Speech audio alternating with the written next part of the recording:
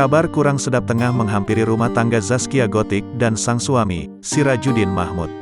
Pasalnya, Zaskia Gotik dan Sirajuddin Mahmud kini diisukan telah pisah ranjang, bahkan sudah tidak lagi tinggal satu atap. Tak cuma itu, santer beredar kabar jika Sirajuddin sering mendatangi rumah mantan istri, Imel Putri Cahyati. Hal itu diketahui dalam video yang diunggah di kanal YouTube Cumi Cumi, Minggu, tanggal 3 Oktober tahun 2021. Pihak keluarga Zaskia Gotik pun akhirnya angkat bicara terkait kabar miring tersebut.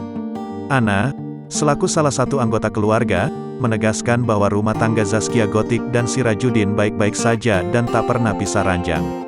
Saat ditanya mengenai kabar Sirajuddin kerap berkunjung ke rumah mantan istri, Ana menjelaskan bahwa hal itu dilakukan untuk anak keduanya. Mengingat Sirajuddin Mahmud memiliki seorang putri dari pernikahan sebelumnya. Ia kan memang posisi ada anak, kalau nggak ada anak barulah. Zaskia juga kan ikut, cuma nggak di-post aja, terangnya. Lebih lanjut, Ana mengungkap hubungan Zaskia Gotik dengan mantan istri Sirajuddin Mahmud baik-baik saja.